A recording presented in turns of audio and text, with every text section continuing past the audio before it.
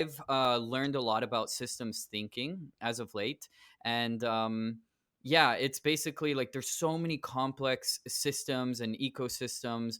How do you like conceptualize or try to analyze the relationships between things, and do you think about this in a systemic way? Because last thing I'll mention is I've heard of the phrase that some of the world's biggest problems are systemic problems, and they require systemic solutions. You're 100% on the right track there. We have a systems issue, and all of the systems that we use to run the world are geared for an older time, right? Mm. One of the huge distinctions that Peter has made is that almost everything in the world up till now was based on scarcity. And now we have technology delivering abundance, and we manage abundance in a very different way.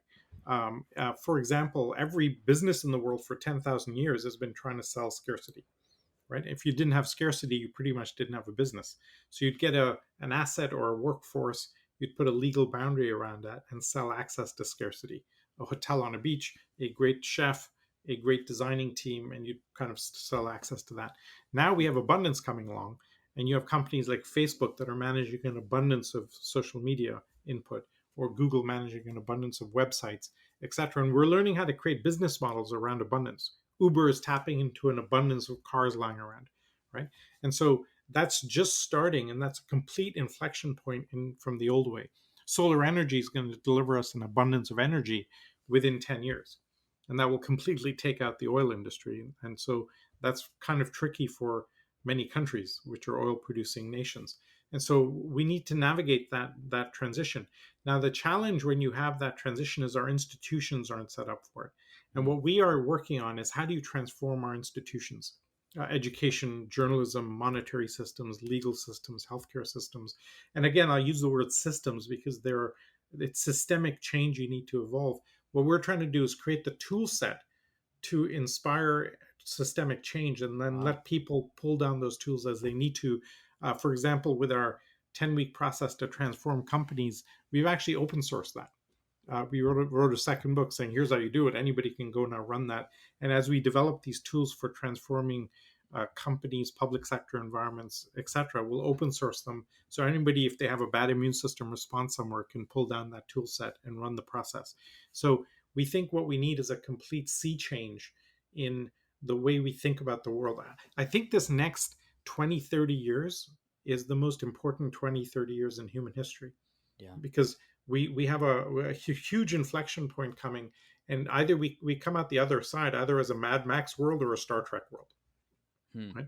And the politicians are sending us straight down a Mad Max world. You look at the rhetoric coming from a Trump or a Bolsonaro, etc., and yet technology is delivering abundance. And so navigating that is really the work to do. And how can we get that transition happening in as elegant a way as possible? Yeah, that's beautiful. When you talk about transforming systems, is it really just a matter of trying to restructure the existing system, or is it a matter of creating something entirely new that's better and proving that it's better and hoping people adopt? Or does It's it depend? it's the latter. What we found through history is you can never, ever, ever fix the old. Hmm. Um, Interesting. the only way to do it is to go to the edge of the existing system, build a new capability, and let people migrate to it, and let that become the new gravity center. Okay? That's the only way. And so in big companies, we basically say, do not try and do disruptive innovation in the mothership. Create an edge organization and do it at the edge, and let that become the new gravity center.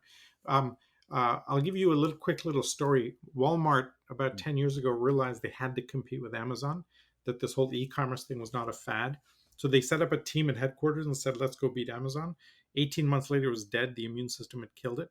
So they did it a second time, put the team at the edge of the company, but within 18 months, the executives figured it out and killed that.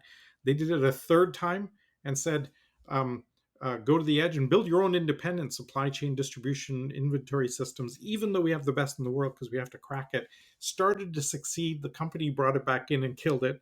It was on the fourth attempt they finally got it right, separately, independently, and only after it reached its own critical mass did they start connecting the back ends together, right? And the lesson I take from that is that it's just really hard. In the entire business history of business, we've never had to do that, and now that's the only path forward. So it's like trying to teach an old dog new tricks. Much better to grow a puppy and teach that thing new ideas. Um, and Mm. so we found that have to build new systems at the edge and migrate to those new systems.